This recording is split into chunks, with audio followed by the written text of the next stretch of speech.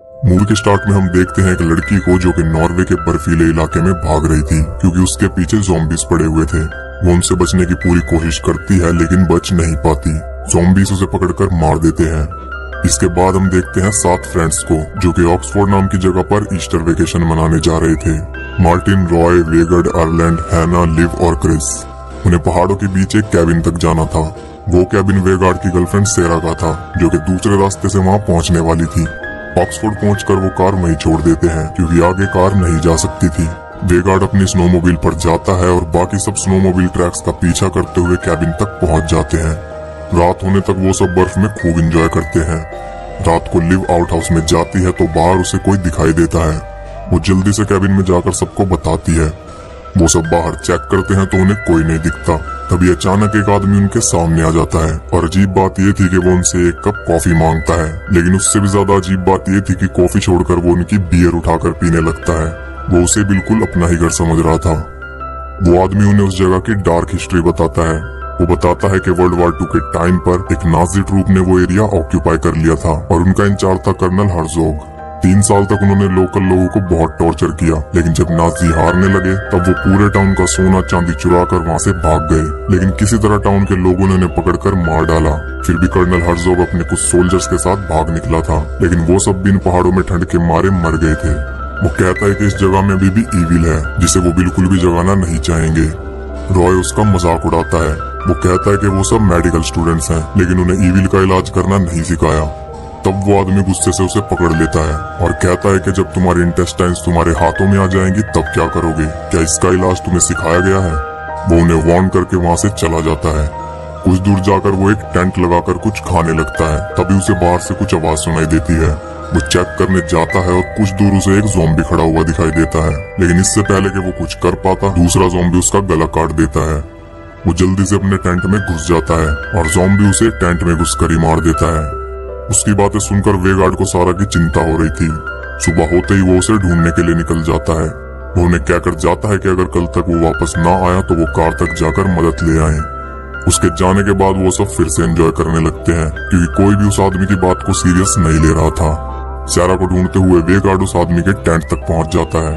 वो अंदर जाकर देखता है कि किसी ने उसे बड़ी बेरहमी से मार डाला था। उसे वहाँ खून लगे हुए फुटप्रिंट्स मिलते हैं और वो उनका पीछा करने लगता है। उनका पीछा करते करते वो एक गड्ढे में गिर जाता है।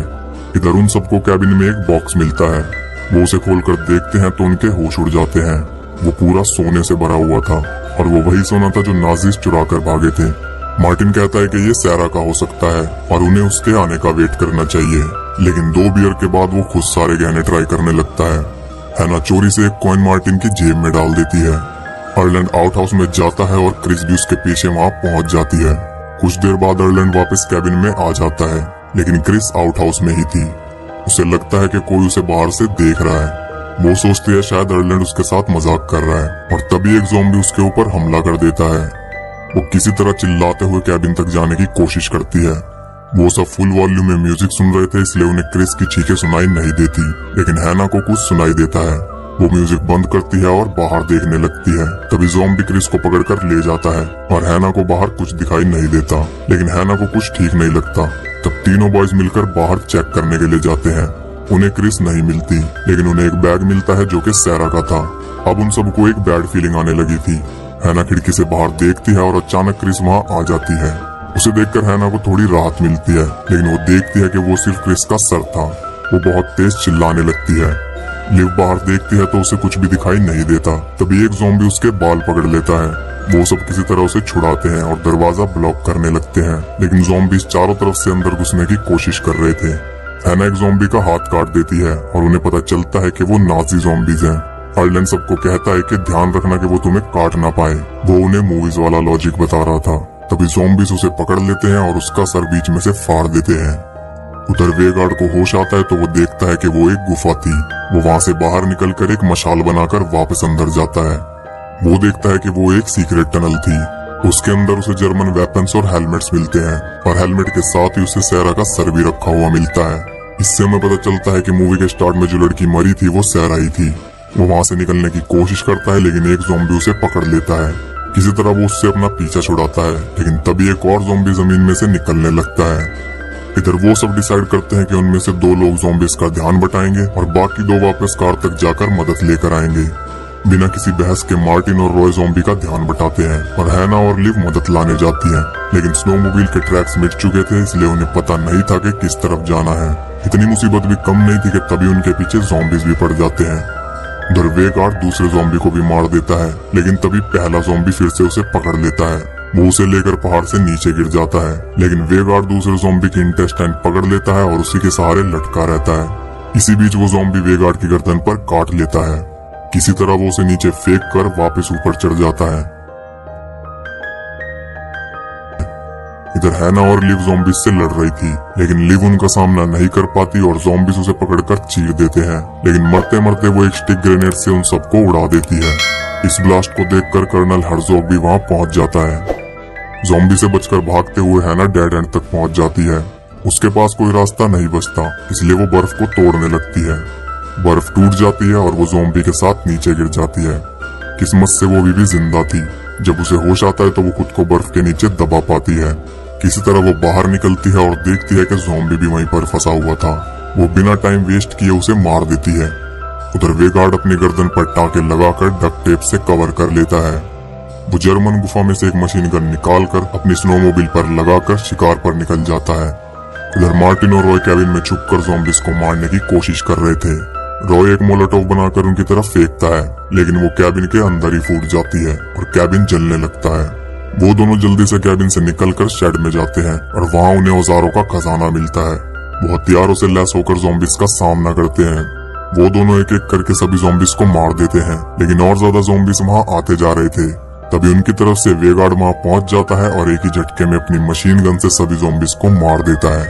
और ज़ॉम्बीज आते जा रहे थे और वेगार्ड उन्हें मारता जा रहा था। तभी एक साथ कई सारे ज़ॉम्बीज उसके ऊपर हमला कर देते हैं और उसे पकड़कर उसके हाथ पैर उखाड़ देते हैं। ये देखकर मार्टिन गुस्से से पागल हो जाता है और अंधाधुंध उन सबको मारने लगता है। पीछे से हैना उसके पास आती है और वो उसे भी ज़ॉम्बी समझकर एक कुल्हाड़ी उसकी गर्दन में घुसा देता है। वो धीरे धीरे मरने लगती है और मार्टिन को इसका बहुत अफसोस होता है, लेकिन अफसोस के लिए कोई टाइम नहीं था, क्योंकि हर्ज़ोग अपने सोल्जर्स के साथ वहां पहुंच चुका था।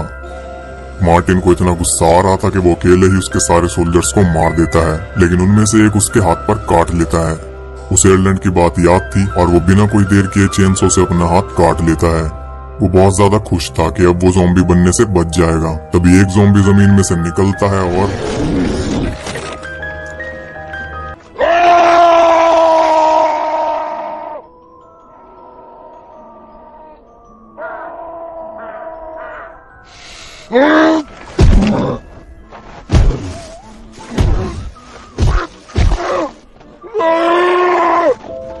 अब उसके पास क्या ही चॉइस बची थी। वो देखते हैं कि अब सिर्फ हर्ज़ोग बचा था।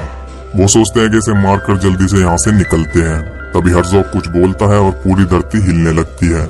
जमीन में से सारे मुर्दा उठ रहे थे और देखते ही देखते वहाँ पूरी फौज इकट्ठा हो जाती है। वो दोनों जल्दी से जान बचाकर वहाँ से भागने लगते हैं। हर्ज़ोग को रॉय का हथौड़ा वहाँ पड़ा मिलता है। रॉय आगे पेड़ में अटक जाता है, जिसकी वजह से हर्ज़ोग उस तक पहुँच जाता है और उसके सर में हथौड़ा दे मारता है। एक टहनी रॉय के पेट में घुस जाती है, जिससे उसकी इंटेस्टाइन्स बाहर आ जाती हैं। हर्ज़ोग वहाँ पहुंचकर रॉय की जेब में से एक घड़ी निकाल लेता है। तब मार्टिन को पता चलता है कि असल में वो क्या चाहता है। वो भागकर जल्दी से कैबिन तक पहुंचता है, जो कि पूरी तरह जल चुका था। मार्टिन जल्दी से वो खजाना ढूंढकर उन्हें दे देता है। खजाने को देखकर वो सब शांत हो जाते हैं और मार्टिन किसी तरह वहाँ से निकल जाता है। किसी तरह वो कार तक पहुंच जाता है। जैसे ही वो कार में बैठता है, एक सिक्का उसकी जेब से निकलकर गिर जाता है, जो कि हैना ने चोरी से रखा था। और तभी वो देखता है हर्ज़ोग को, जो कि कार का शीशा तोड़ने वाला था। और यहाँ ये मूवी एंड हो जाती है।